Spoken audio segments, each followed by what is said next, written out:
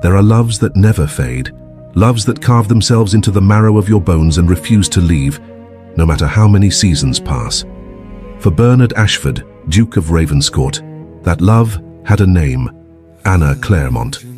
She had vanished from his life one spring morning without a word, without a trace, and he had learned to live with the ghost of her.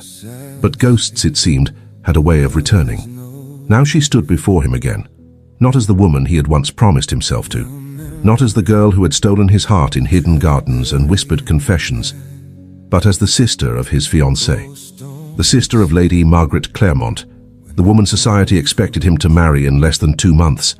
And the worst part, the moment their gazes locked across the grand ballroom of Ravenscourt Manor, Bernard knew with a bone-deep certainty that nothing had changed. Not the way his heart stuttered at the sight of her, not the way the world seemed to narrow to just the two of them, not the way his entire carefully constructed life began to crack at the seams. This is a story of impossible choices, of duty and desire, of a love that should have stayed buried but refused to die. The spring of 1815 arrived at Ravenscourt Manor with all the subtle grace of a storm. Bernard stood at the tall windows of his study, hands clasped behind his back, watching the carriages roll up the gravel drive. Guests had been arriving all morning for the weekend house party, a celebration, his mother had insisted, to formally introduce his fiancée to the extended members of the ton. A performance of respectability and future marital bliss. He felt neither respectable nor blissful. The engagement to Lady Margaret Claremont had been practical, logical. She was the daughter of an earl, well-bred, accomplished, and even-tempered. Their union would strengthen alliances, secure estates, and satisfy the demands of both their families. Margaret was kind, if somewhat distant. She smiled at the appropriate times, said the appropriate things, and never once made him feel as though his heart was being wrenched from his chest. That, he had told himself, was a mercy. Because the alternative, the kind of love that consumed, that burned, that left you hollow when it was gone, was a cruelty he had no desire to endure again. He heard the door open behind him, but did not turn. "Your Grace," came the smooth voice of his butler, Mr. Hendricks. "The final carriage has arrived. Lady Margaret and her family." Bernard nodded curtly. "Thank you, Hendricks. I will be down shortly." The butler hesitated. "If I may, Your Grace, there is a second young lady with them. Lady Margaret's elder sister, I believe. She was not on the guest list." Bernard's jaw tightened. He had been told Margaret was an only child, or near enough. There had been mention, once, of a sister who had gone abroad. Some vague story about illness or scandal or both. He had not asked for details. It had not seemed important. "Very well," he said, voice clipped. "See that a room is prepared." Hendricks bowed and withdrew. Bernard allowed himself one more breath, one more moment of stillness before he turned and left the study. The entrance hall of Ravenscourt Manor was a symphony of marble and gold, soaring columns and ancestral portraits. Guests milled about in clusters, their voices a polite hum beneath the vaulted ceiling. Bernard descended the grand staircase with the practiced ease of a man born to command attention. His mother, the Dowager Duchess, stood near the entrance, her silver hair impeccably styled, her smile razor-sharp. Beside her was Lady Margaret, a vision in pale blue muslin, her blonde curls arranged just so. She looked up as he approached, and her smile was pleasant, warm even, but it did not reach her eyes. It never did. "Your Grace," she said softly, curtsying with flawless precision. "Lady Margaret." He took her gloved hand and brushed his lips across her knuckles. The gesture was mechanical, expected, empty. "I hope the journey was not too tiresome," he said. "Not at all," Margaret replied. "Though I must apologize, my sister has joined us unexpectedly. I hope it is not an imposition." Bernard's gaze shifted, and that was when he saw her. She stood a few paces behind Margaret, half hidden in the shadow of a marble column, her hands folded neatly in front of her. She wore a simple gown of deep emerald green, far less ornate than her sister's, and her dark hair was pulled back in a modest arrangement. She was thinner than he remembered, her cheekbones sharper, her skin pale as porcelain, but her eyes, those wide, storm-grey eyes, were exactly as they had been all that time ago. The air left his lungs. For a moment, the world tilted. The voices around him became a distant roar. The glittering chandeliers overhead blurred into smears of gold. A cold sweat prickled at the back of his neck. His pulse hammered in his throat so loudly he was certain everyone could hear it. Anna. She did not move, did not speak, but her gaze held his with the weight of 1,000 unspoken words, and he saw it all there, the grief, the longing, the terrible aching recognition. She looked as though she had seen a ghost. He felt as though he had become one. "Your Grace."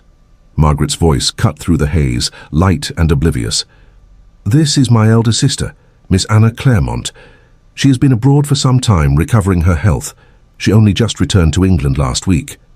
Bernard forced himself to breathe, forced his expression into something that resembled composure. He inclined his head, his voice steady despite the chaos roaring inside him. "Miss Claremont," he said, "welcome to Ravenscourt." Anna curtsied, her movements slow, deliberate. When she rose, her lips parted as though she might speak, but no words came. Her fingers twisted together at her waist, a nervous habit he remembered all too well. "Your Grace," she said quietly. Her voice was softer than he remembered, worn at the edges, but it still carried that same musical lilt that had haunted his dreams since the day she disappeared. "Thank you for your hospitality." He should have looked away, should have turned his attention back to Margaret, to his mother, to anyone else, but he could not. An invisible thread pulled taut between them, binding him to her despite every rational thought screaming at him to stop. Margaret was still speaking, something about the weather or the manor or the upcoming ball, but Bernard heard none of it. His entire world had narrowed to the woman standing in the shadows, the woman he had loved and lost, the woman who had no right to be here, and yet was. Finally, his mother's voice broke the spell. "Miss Claremont, you must be exhausted from your journey. We have prepared the rose room for you. I do hope it will suffice." Anna smiled faintly, though the expression barely touched her face. "I am sure it will be lovely, Your Grace, thank you." "Bernard, darling," his mother said, turning to him with that cool, assessing gaze of hers, "why don't you escort the ladies to the drawing room? Tea will be served shortly." He nodded stiffly. "Of course." He offered his arm to Margaret, who took it with practiced ease. Anna followed a step behind, silent as a shadow. As they walked through the corridors of Ravenscourt, Bernard felt the weight of Anna's presence like a brand against his spine. Every step was an exercise in restraint, every breath a battle against the urge to turn around, to demand answers, to ask the question that had tormented him through endless sleepless nights. "Why did you leave me?" But he said nothing. Because whatever the answer was, it could not change what had already been broken. She had made her choice, and he had made his. If you're watching this story unfold, and you want to see where Bernard and Anna's impossible love leads, drop a comment and tell me where you're joining from. Subscribe now, because this is only the beginning, and what comes next will break your heart before it heals it. The drawing room was a wash of soft afternoon light, spilling through tall windows that overlooked the manicured gardens. The other guests had not yet assembled for tea, which meant it was just the four of them. Bernard, Margaret, Anna, and the Dowager Duchess, seated in a carefully choreographed tableau of civility. Bernard stood near the fireplace, one hand resting on the mantel, the other clenched into a fist at his side. He had not sat, could not sit. If he remained still for too long, he feared he might shatter. Margaret was speaking to his mother about the wedding preparations, something about lace from Brussels and flowers from the hothouse. Her voice was bright, animated in a way it rarely was with him. His mother responded with polite interest, her sharp gaze occasionally flicking toward Anna, who sat in a chair near the window, her hands folded in her lap, staring at some distant point in the garden. She had not spoken since they entered the room.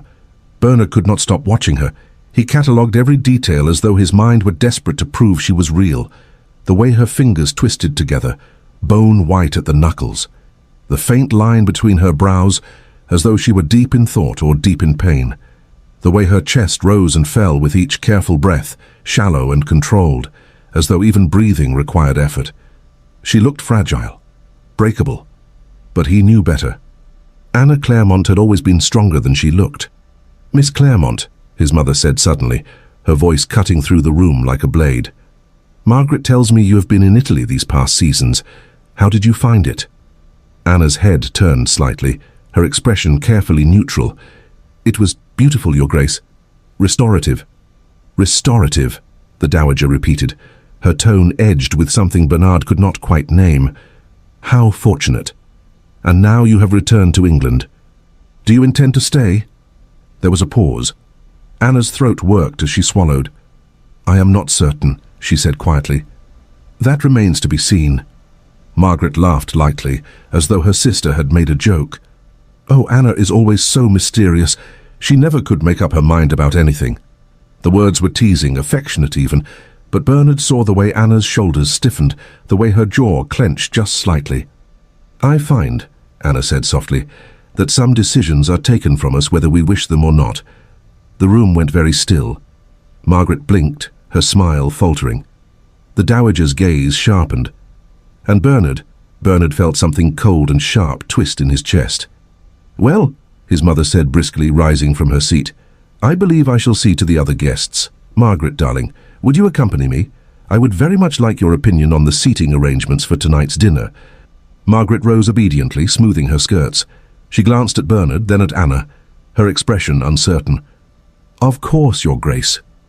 As the two women left the room, the door clicking softly shut behind them, the silence that remained was deafening. Bernard and Anna were alone. For a long moment, neither of them moved. Neither of them spoke. The air between them felt charged, electric, as though the slightest word might ignite something neither of them could control. Finally, Anna stood.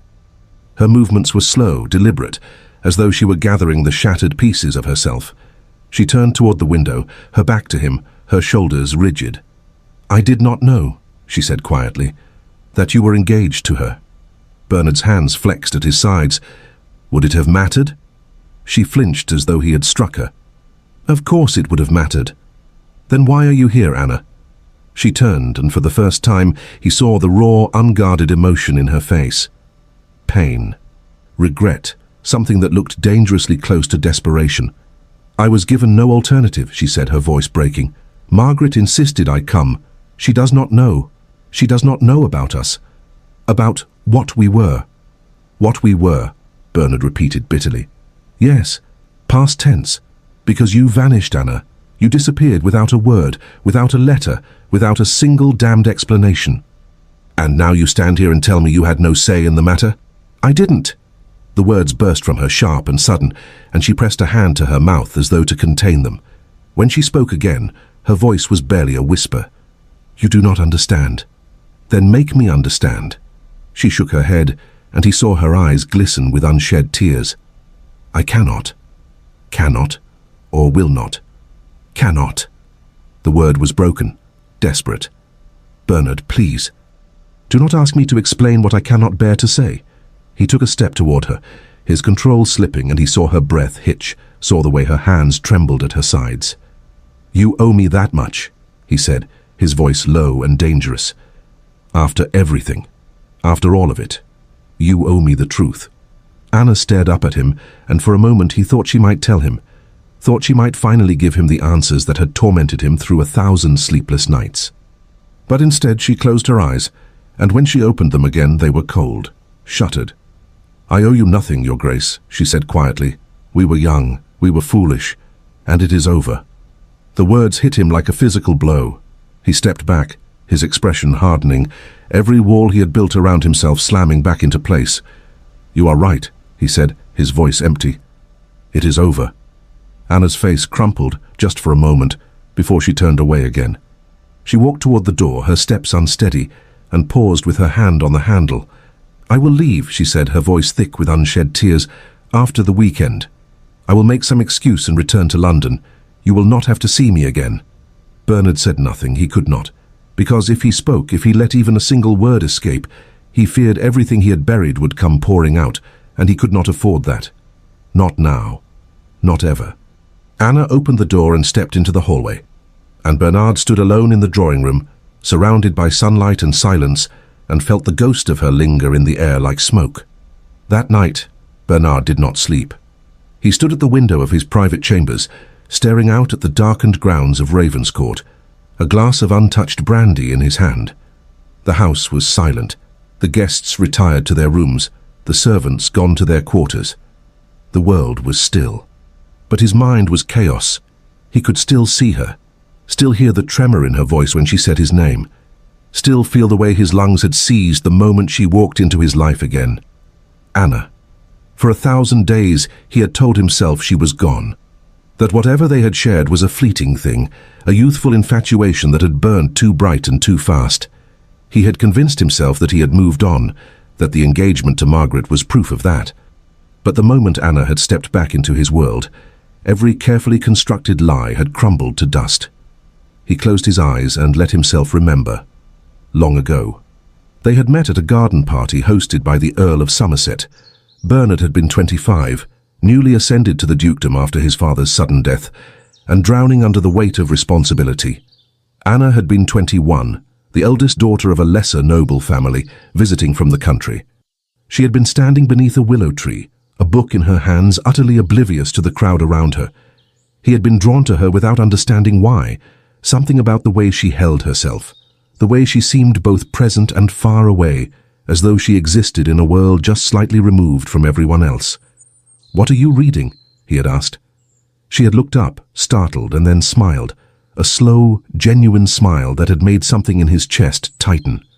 "Poetry," she had said. "Byron. Do you read poetry, my lord?"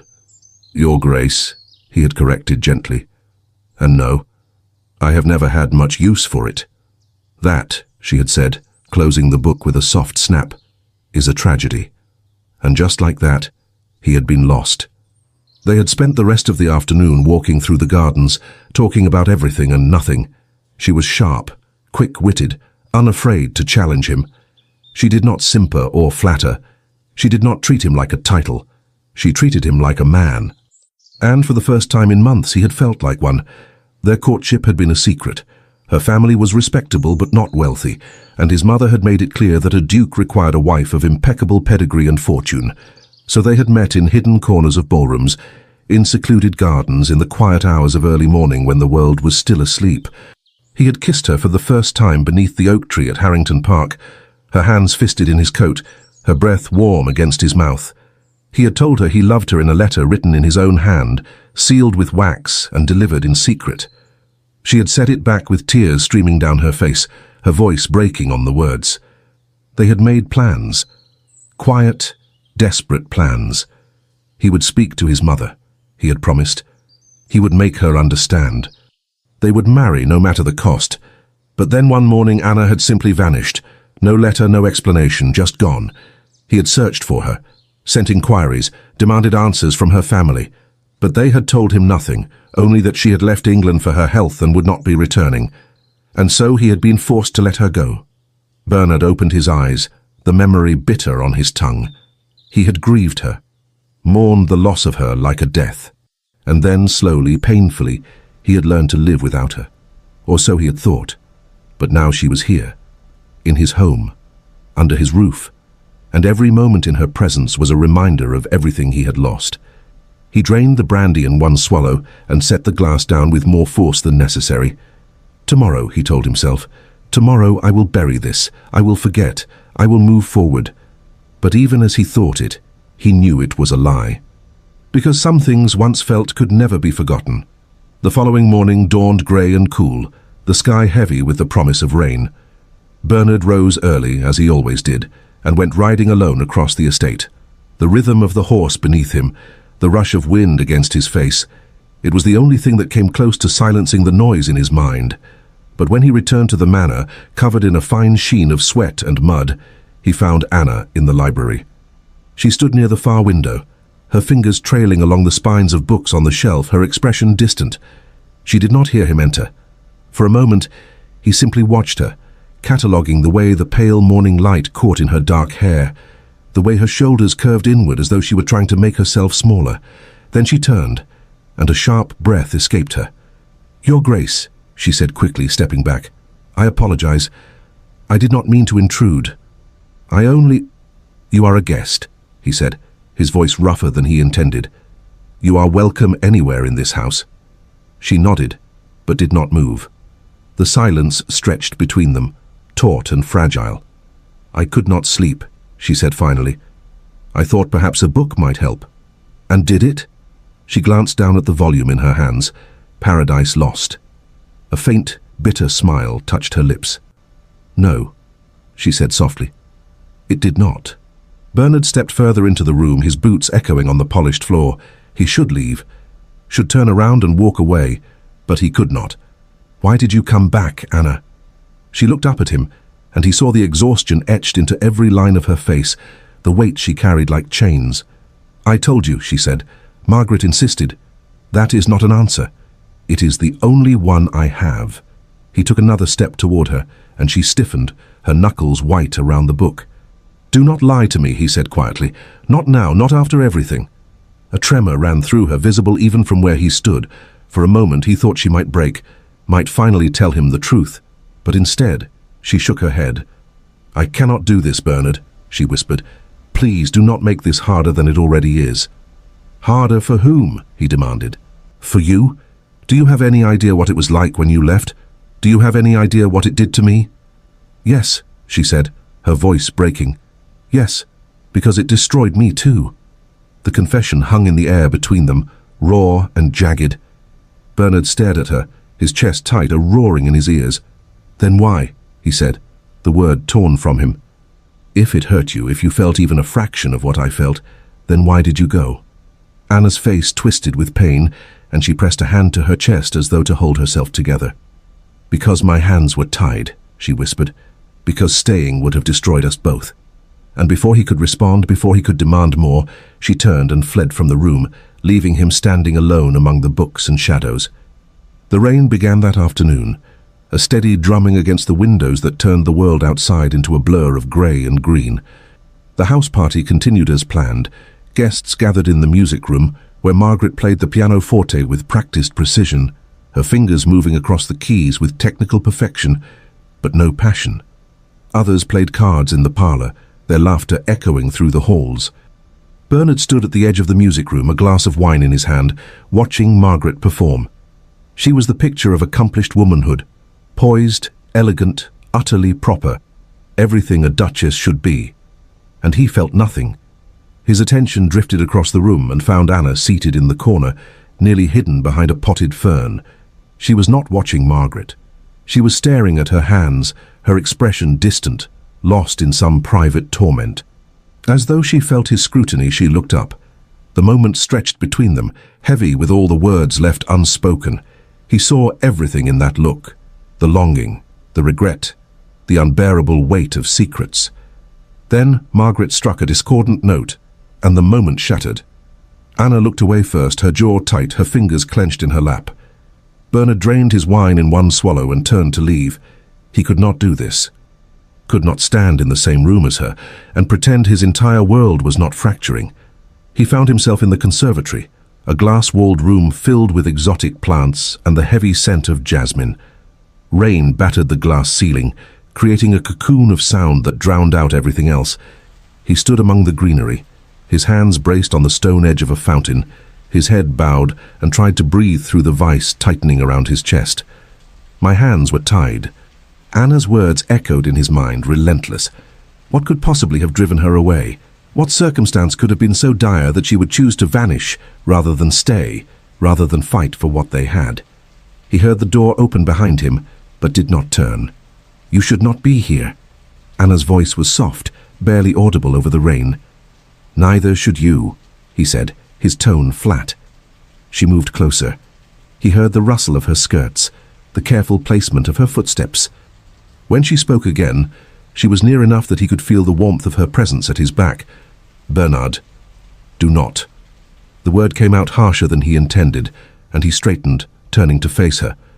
"Do not come here and speak my name as though it means something to you. As though I mean something to you." Her face crumpled. "You do. You always have. Then why?" He took a step toward her, and she took a step back, her spine hitting the glass wall.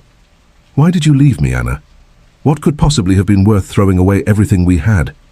Tears spilled down her cheeks, and she shook her head, her hands trembling at her sides. "I cannot tell you. Cannot, or will not. Cannot." Her voice broke on the word. "Because if I tell you, it will ruin everything. It will hurt people I care about. It will what?" he demanded, closing the distance between them until they were inches apart. Hurt Margaret? Hurt your family? Or are you afraid it will hurt you? It will hurt you, she whispered, her voice raw. And I cannot bear that. Not again. Bernard stared at her, his chest heaving, his control hanging by a thread. You think leaving did not hurt me, he said, his voice dangerously quiet.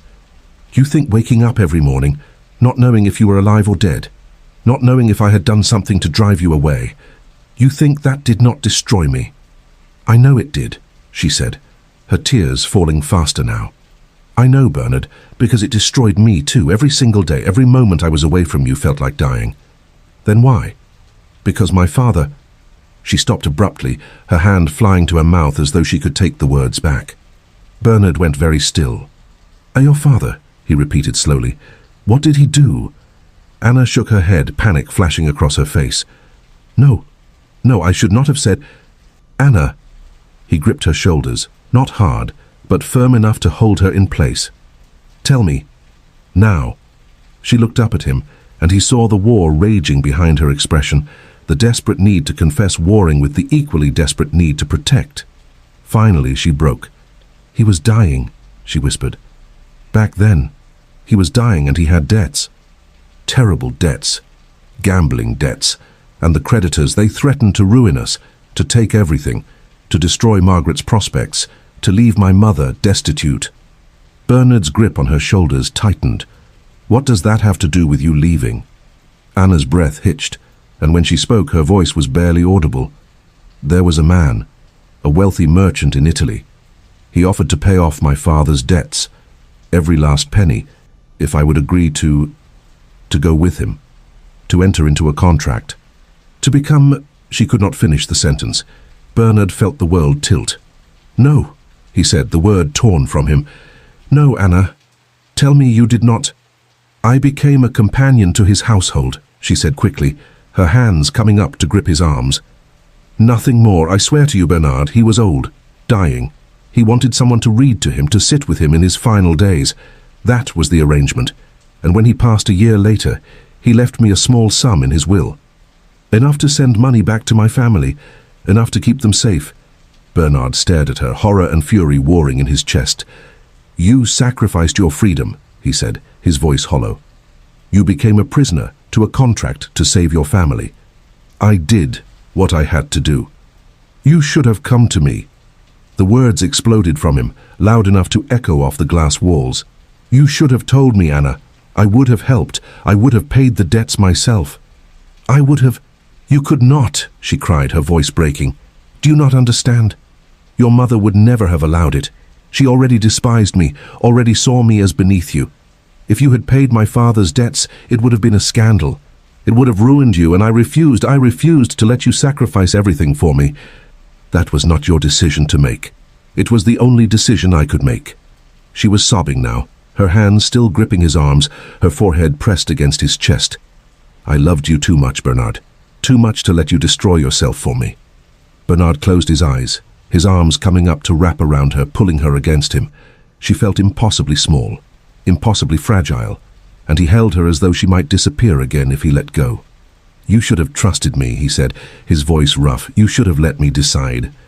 I know, she whispered against his chest. I know, and I have regretted it every single day since.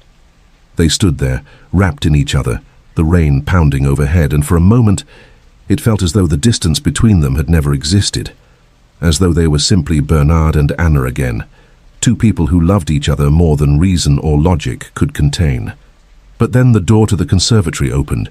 They sprang apart, Bernard's arms falling to his sides, Anna stumbling back and pressing a hand to her mouth.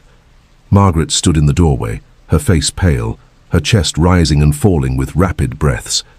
I was looking for you, she said quietly, her voice shaking. Both of you. Bernard felt his heart plummet. Margaret? No. She held up a hand, and he saw it trembling. No, please. Do not insult me with lies. Anna stepped forward, her face stricken. Margaret, How long? Margaret asked, and now her voice cracked. How long have you loved him, Anna?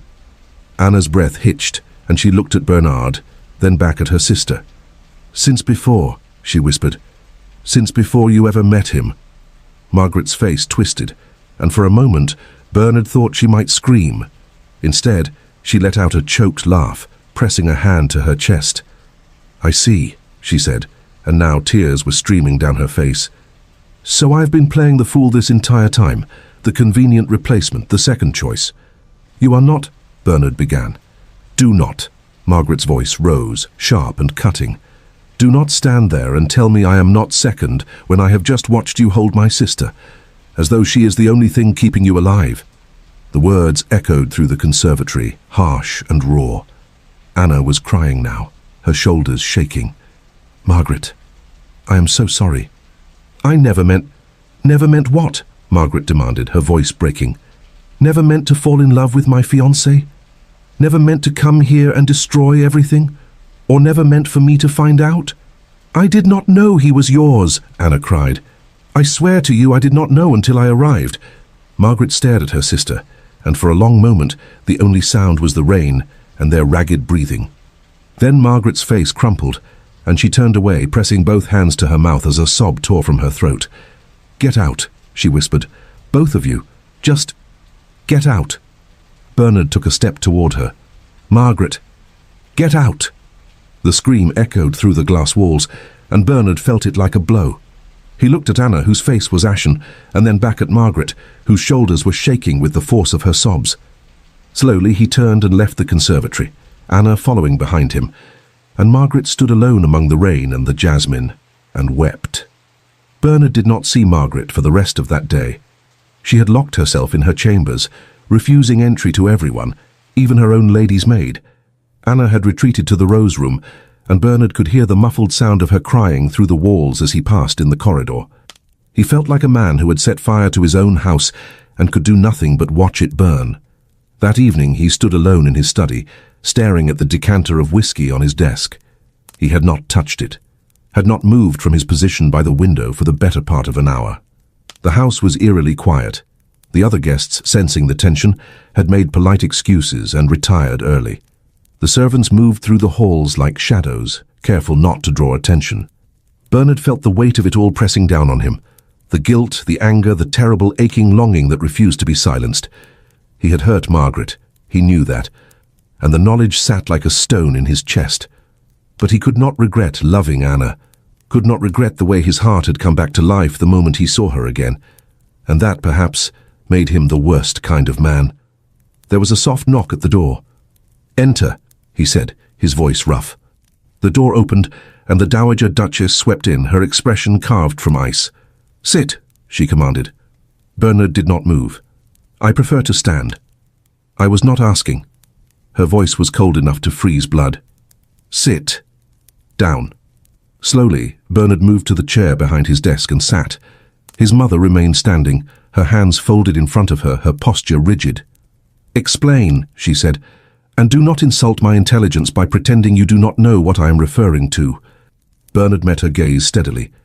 "Margaret discovered that I have feelings for her sister." "Feelings," the Dowager repeated, her lip curling. "What a delicate way to phrase it." "Lady Margaret came to me an hour ago, Bernard. She was hysterical, weeping. She told me she found you and Miss Claremont in an embrace, that her sister confessed to having loved you for years, that this entire engagement has been a farce." Bernard's jaw tightened. It was not a farce. "I intended to honor my commitment to Margaret." "Intended," his mother said sharply. Past tense, how reassuring. She took a step closer, her eyes blazing. "Do you have any idea what you have done? The scandal this will create? The damage to this family's name?" "I am aware—" "You are aware of nothing," she hissed.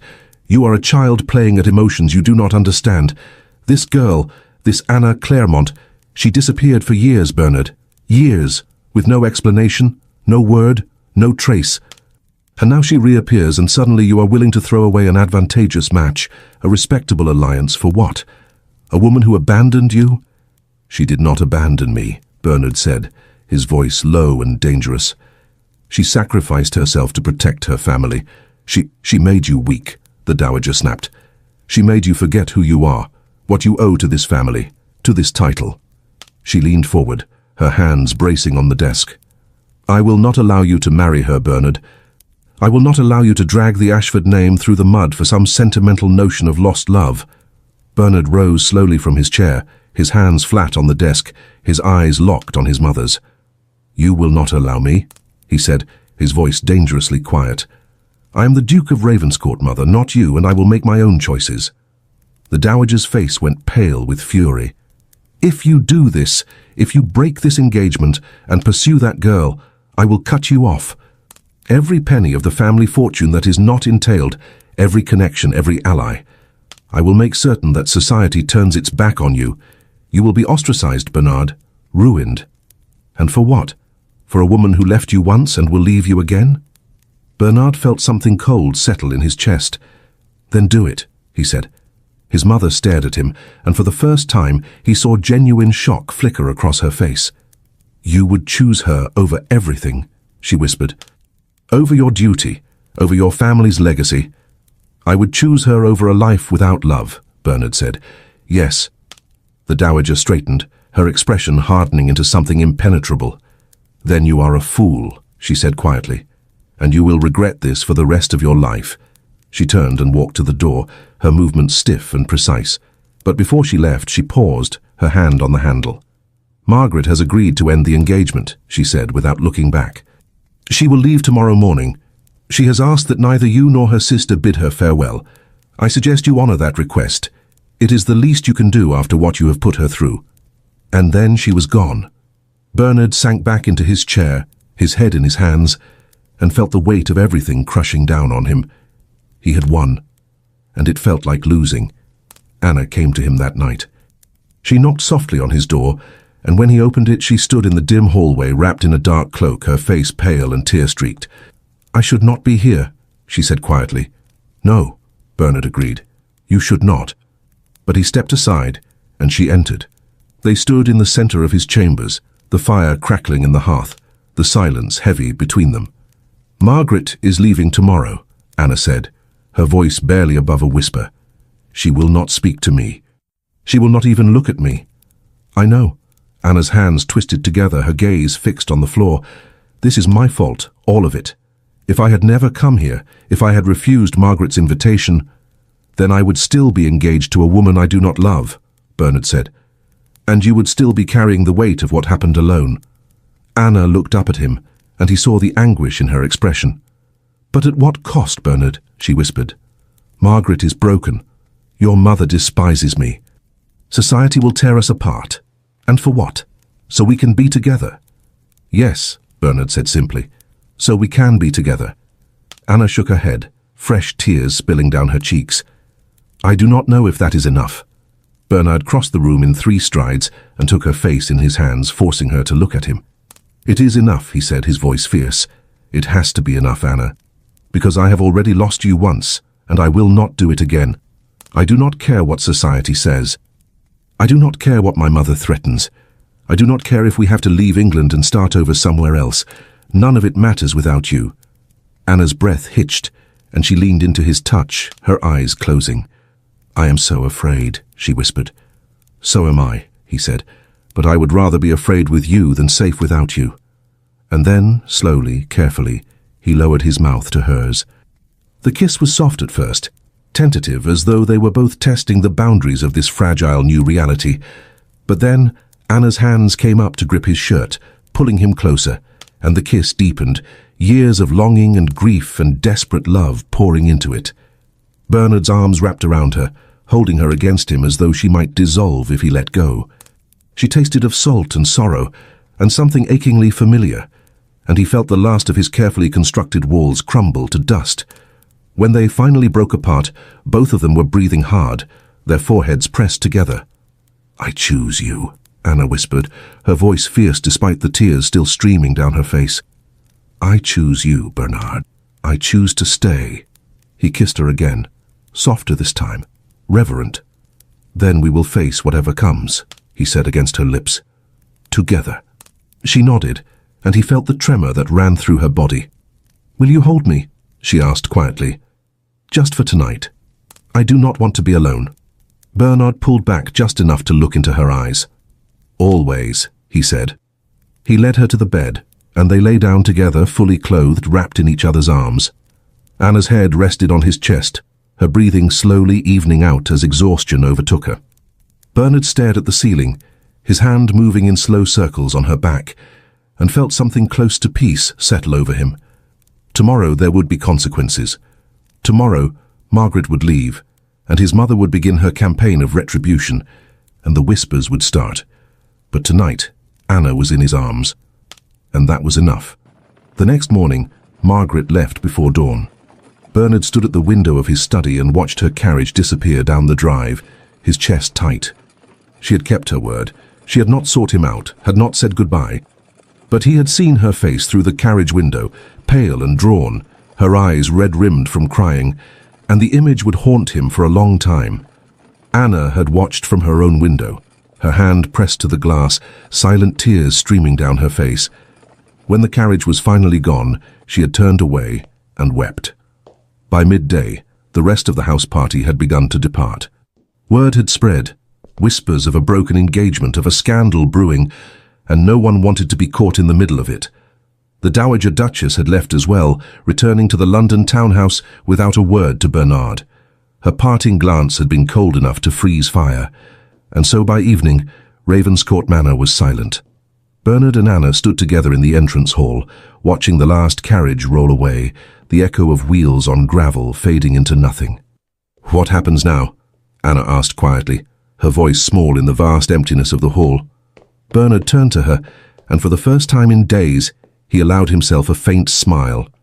"Now," he said, "we face the world, together." The scandal hit London like a thunderclap. Within a week, every drawing room in Mayfair was buzzing with the news. The Duke of Ravenscourt had broken his engagement to Lady Margaret Claremont and was now courting her elder sister, the mysterious Miss Anna Claremont, who had returned from abroad under unclear circumstances. The gossip was vicious. Some said Anna had bewitched the Duke. Others whispered that she had been his mistress all along and that Margaret had discovered the affair. Still others claimed that Anna was damaged goods, that her time in Italy had been spent in disgrace, and that the Duke had lost his mind to even consider her. Bernard heard it all, and he ignored it all. He and Anna remained at Ravenscourt for those first weeks, away from the prying eyes of London. They spent their days walking the estate, riding together through the countryside, sitting in the library for hours reading side by side. They were learning each other again, slowly, carefully, piecing together the people they had become in the years apart.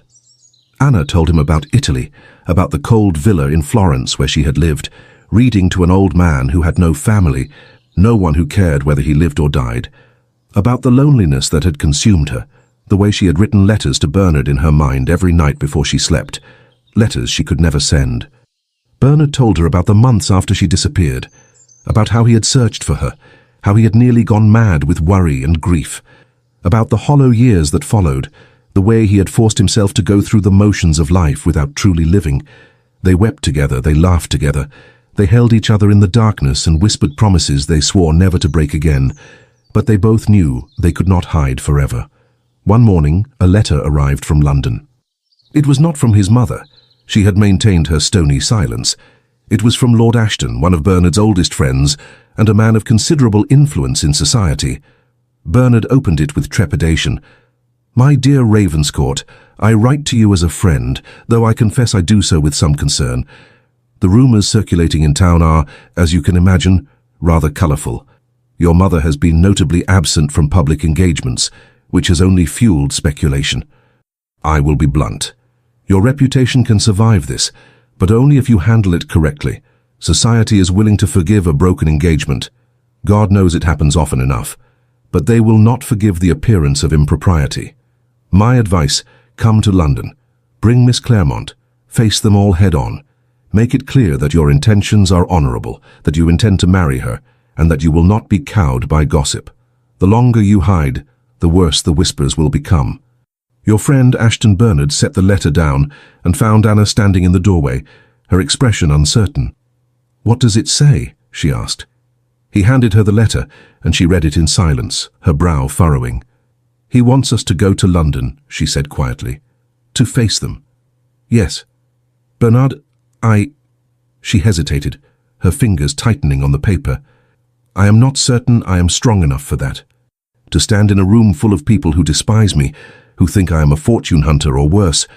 Then we will be strong together, Bernard said, crossing to her and taking her hands. Anna, I will not lie to you. It will be difficult. There will be people who cut us, who refuse to acknowledge you, who say terrible things, but we cannot let them win. We cannot let fear dictate our lives. Anna looked up at him, and he saw the war raging in her eyes. What if they are right? She whispered. What if I'm not worthy of this? Of you? You are worthy of everything, Bernard said fiercely, and I will spend the rest of my life proving it to you. She closed her eyes, and when she opened them again, there was something new there. A fragile, tentative resolve. Then we go to London, she said. They arrived in London on a grey afternoon in early summer. Bernard had taken a townhouse in Bloomsbury, not his family's grand residence in Mayfair, which was still occupied by his mother, but a smaller, more private home where they could stay without constant scrutiny. Anna was quiet during the journey, her hands folded in her lap, her gaze fixed on the passing scenery. Bernard could see the tension in her shoulders, the way she worried her lower lip between her teeth. When they finally arrived and stepped into the townhouse, Anna looked around at the modest but elegant surroundings and let out a shaky breath. "It is lovely," she said. "It is ours," Bernard replied, "for as long as we need it." That evening, they attended their first social engagement, a ball hosted by Lady Ashton, Lord Ashton's wife, who had been kind enough to extend an invitation despite the scandal. Anna wore a gown of deep sapphire blue, elegant and understated, her dark hair arranged in a simple style. She looked beautiful, but Bernard could see the fear in her eyes as they ascended the steps to the Ashton townhouse. "Are you ready?" he asked quietly, offering his arm. She took it, her grip tight. "No," she said honestly, "but I will do it anyway." The ballroom fell silent the moment they entered. Every head turned, every eye fixed on them. Bernard felt the weight of those stares like a physical thing, judgmental and cold. But he kept his head high, his posture confident, and he did not let go of Anna's arm. Lord Ashton was the first to approach, his smile warm and genuine. "Ravenscourt," he said, extending his hand. "Good to see you, old friend." "Ashton," Bernard said, shaking his hand firmly. "Thank you for the invitation." Ashton turned to Anna, and his smile did not waver. "Miss Claremont, it is a pleasure to meet you." "My wife speaks highly of your sister." Anna dipped a curtsy, her voice steady despite the tremor in her hands. "You are very kind, my lord." Lady Ashton appeared beside her husband, a warm, gracious woman in her 40s. "Miss Claremont, welcome. Please do come and meet some of our guests. I promise they are not all as dreadful as they look." The comment drew a nervous laugh from Anna, and Lady Ashton tucked her arm through Anna's, leading her gently into the crowd. Bernard watched them go, his chest tight with gratitude for the Ashtons' kindness. But not everyone was so welcoming. As the evening wore on, Bernard felt the cuts, some subtle, some overt. Certain lords and ladies turned away when he approached. Others offered cold nods but refused to engage in conversation, and more than once he heard whispers as he passed. Disgraceful. Poor Lady Margaret. What was he thinking? Anna bore it all with quiet dignity, her smile never quite reaching her eyes. But Bernard saw the way her shoulders tensed, the way her breathing became shallow. Finally, unable to bear it any longer, he led her out onto a quiet terrace overlooking the garden. The night air was cool, and Anna wrapped her arms around herself, staring out at the darkness. "I am sorry," Bernard said quietly. She turned to him, her expression sad but resigned. "You have nothing to apologize for." "They are cruel," he said, his jaw tight. "Petty and cruel." "They are protecting their own," Anna said. "Margaret is one of them. I am not. It is understandable." "It is unforgivable," Anna smiled faintly. "Perhaps. But it is the world we live in, Bernard. And if we are to have a future together, we must learn to navigate it." He stepped closer, taking her hands in his. "Then we will navigate it together," he said. "And we will not let them break us." Anna looked up at him, and in the moonlight he saw the tears glistening on her cheeks. "I love you," she whispered. "I love you too," he said. "Always." And there, on the terrace beneath the stars, he kissed her. A promise, a vow, a defiant declaration to the world that they would survive this, together. Over the following weeks, Bernard and Anna slowly began to carve out a place for themselves in London society. It was not easy.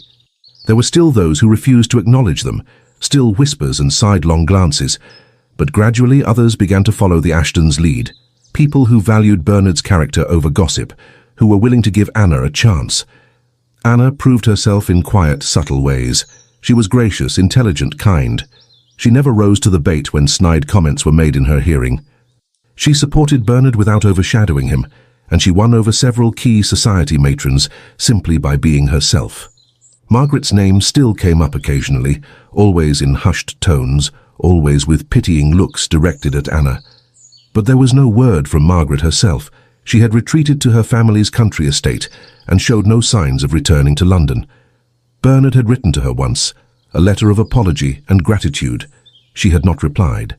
One evening, as summer gave way to autumn, Bernard took Anna to the Rose Garden at Kew, a public place but quiet at this hour, with few other visitors. They walked together in comfortable silence, the scent of roses heavy in the air, the setting sun painting the sky in shades of gold and crimson. Finally, Bernard stopped beside a fountain and turned to face her. "Anna," he said, his voice steady but his heart pounding, "there is something I need to ask you." She looked up at him, curiosity and a hint of apprehension in her eyes. He reached into his pocket and withdrew a small velvet box. When he opened it, a ring glinted in the fading light, a simple band of gold set with a single sapphire the color of her eyes. Anna's breath caught and her hand flew to her mouth. "All those years ago," Bernard said, his voice rough with emotion, "I wanted to ask you this question, and then I lost you, and I thought I would never have the chance again." He dropped to one knee, and Anna's hands trembled as she stared down at him. "Anna Claremont, will you marry me?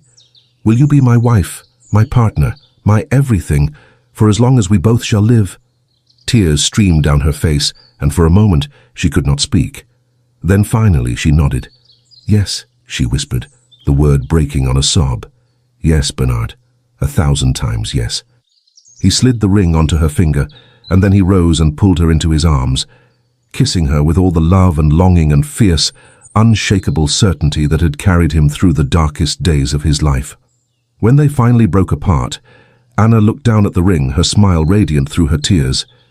"It is beautiful," she said. "You are beautiful," Bernard replied. "And you are mine." "And you are mine," she said, rising on her toes to kiss him again. They stood there in the rose garden, as the sun dipped below the horizon, wrapped in each other. And for the first time, the future felt like something worth believing in. 2 days after the proposal, a letter arrived.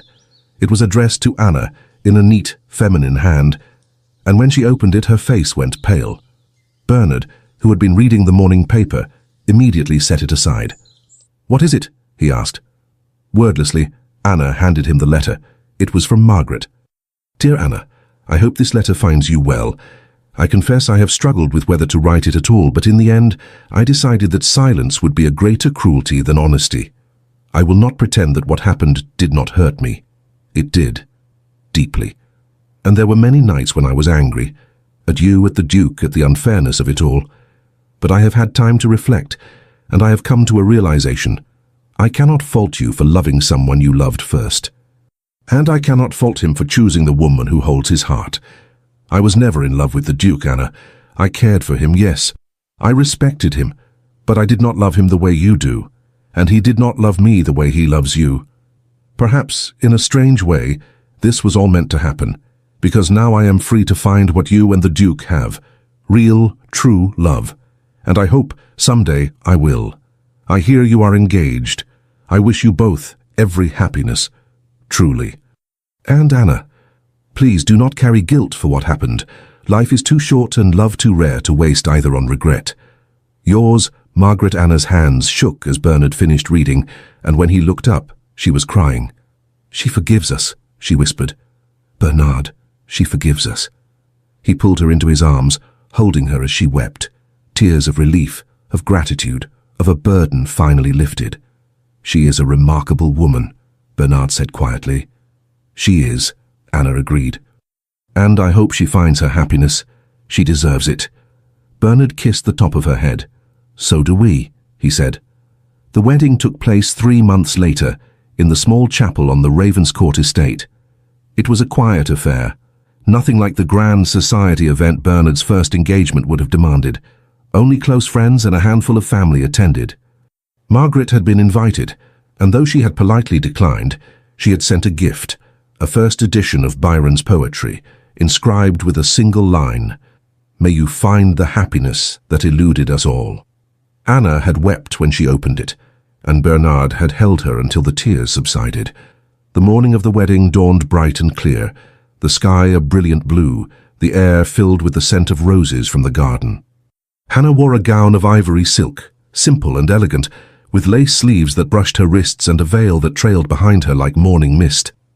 Her dark hair was arranged in soft curls, and she carried a small bouquet of white roses tied with sapphire ribbon, a nod to the ring Bernard had given her. When Bernard saw her walking down the aisle on Lord Ashton's arm, her own father having passed away during her time in Italy, his breath stopped. She was the most beautiful thing he had ever seen. They spoke their vows in voices steady and sure, their hands clasped together, never breaking eye contact. Bernard's vows were traditional, but he added words of his own at the end. "I promise to never let fear come between us again. I promise to trust you, to cherish you, and to love you with everything I am, for as long as I draw breath." Anna's vows were equally heartfelt. "I promise to never run from you again. I promise to stand beside you, to face whatever storms may come, and to love you fiercely and without reservation for all of my days." There was not a dry eye in the chapel, and when the vicar pronounced them husband and wife, Bernard kissed her, as though it were the first time and the last and everything in between. The reception was held in the gardens beneath strings of lanterns that glowed like stars against the twilight sky. There was music, a string quartet playing soft melodies, and dancing and laughter. Anna danced with Lord Ashton, who had become something of a surrogate father to her. Bernard danced with Lady Ashton, who whispered in his ear, "You have chosen well, Your Grace. She is a treasure." "I know," Bernard replied, his gaze finding Anna across the garden. "I know." As the evening wore on, Bernard found Anna standing near the fountain, looking up at the sky, a soft smile on her lips. "What are you thinking?" he asked, coming to stand beside her. She turned to him, and her eyes were bright with unshed tears, but this time they were tears of joy.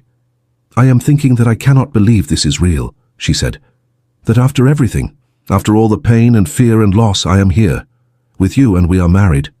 "It is real," Bernard said, taking her hand and pressing a kiss to her knuckles, just above the sapphire ring. "And I will spend every day for the rest of my life proving it to you." Anna leaned into him, resting her head against his shoulder. "I love you," she said softly. "I love you too," he replied. "Always." They stood there together, wrapped in the warmth of the summer night, and Bernard thought about how close he had come to losing her, how easily this, all of this, could have slipped through his fingers. But it had not, because she had chosen to stay, because he had chosen to fight. Because sometimes love was not enough on its own. It required courage and trust and the willingness to face the storm together. And they had done that. They had survived. And now, finally, they could begin. The manor was filled with the sound of laughter. Bernard stood in the doorway of the nursery, watching as Anna knelt on the floor, her skirts pooled around her, a dark-haired little boy in her lap. The child, their son Edmund, was babbling happily, his chubby hands reaching for the wooden horse his mother held just out of reach. "Not yet, darling," Anna said, her voice full of warmth and amusement. "You must say, please, first." Edmund frowned, his lower lip jutting out in a pout that was so reminiscent of Bernard's own expressions that it made him smile.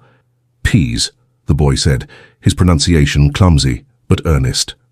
Anna laughed, a sound like music, and handed him the toy, pressing a kiss to the top of his head. "Good boy." Bernard stepped into the room, and Anna looked up, her face lighting with a smile that still, even after all this time, made his heart stutter. "He's going to be thoroughly spoiled," Bernard said, crouching down beside them. "By you, perhaps," Anna replied, her eyes sparkling with mischief. "You can hardly say no to him." "Can you blame me?" Bernard reached out and ruffled Edmund's dark curls. The boy giggled and threw his arms around his father's neck, and Bernard felt his chest tighten with an overwhelming surge of love. Anna watched them, her expression soft, and Bernard saw the same wonder in her face that he felt every time he looked at their son. Every time he looked at her, "I never thought I could be this happy," she said quietly. Bernard reached for her hand, lacing their fingers together. "Neither did I," he said, "but here we are." "Here we are," she echoed. There was a soft knock at the door, and a maid entered with a silver tray. "A letter, Your Grace," she said, offering it to Anna. "From Lady Margaret Whitmore." Anna's expression shifted, a flicker of old emotion crossing her face. She took the letter and dismissed the maid with a kind word. Bernard watched as she opened it carefully, her eyes scanning the neat script. "What does she say?" he asked. Anna's face broke into a radiant smile. "She has had a child," she said, her voice thick with emotion. "A daughter. She says she has never been happier." Bernard felt a weight lift from his shoulders, one he had not fully realized he had been carrying. "I'm glad," he said sincerely. "She deserves every happiness." "She does," Anna agreed, wiping at her eyes. "And it seems she has found it." She set the letter aside and looked at Bernard, her smile soft and full of love. "We all have," she said. 5 years later, on a crisp autumn afternoon, Bernard and Anna stood in the rose garden once more. Edmund, now 6 years old, was chasing his younger sister, a bright-eyed girl named Eleanor, through the rows of blooming roses, their laughter echoing across the estate. A third child, a baby boy they had named Thomas, slept peacefully in Anna's arms, wrapped in a soft blanket.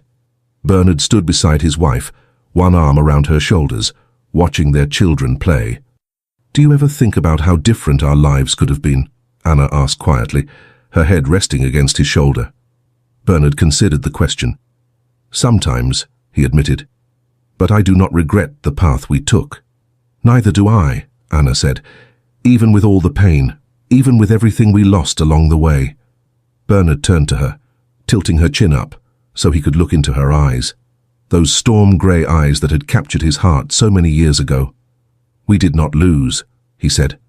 "We won, because we are here, together, with our children, our home, our life, and nothing will ever take that away from us again." Anna smiled, her eyes bright with tears, and kissed him softly. And in that moment, surrounded by their children's laughter, and the scent of roses and the golden light of late afternoon, Bernard knew with absolute certainty that he had made the right choice. Love, he had learned, was not always easy. It was not always convenient. It did not always follow the rules society laid out, but it was always worth fighting for, because some loves carved themselves into the marrow of your bones, and those loves, the ones that endured through pain and separation, through scandal and sorrow, those were the loves that built something beautiful, something lasting, something real. And as Bernard stood in the garden with his wife in his arms and his children playing at his feet, he knew that this was what happiness looked like. Not perfect, not easy, but theirs, and that was enough. I learned your name in the quiet between heartbeats, where silence speaks and love has no defense. You were a memory I tried to bury in time, but ghosts don't sleep when they're born from truth. I chose the road that kept you safe from ruin. You chose the pain of never knowing why.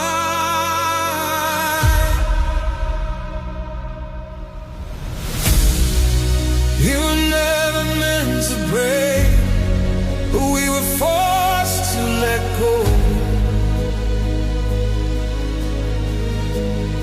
So love survived in the dark, when no one ever knows. Loving you was wrong.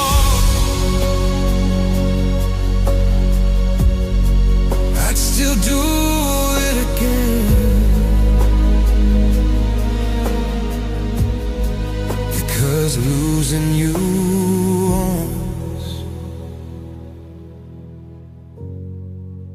was worse than the end.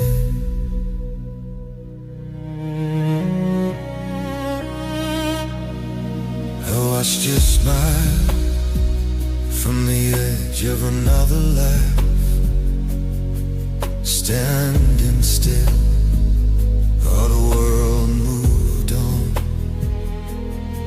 Your hands were tied, mine were too, in different ways.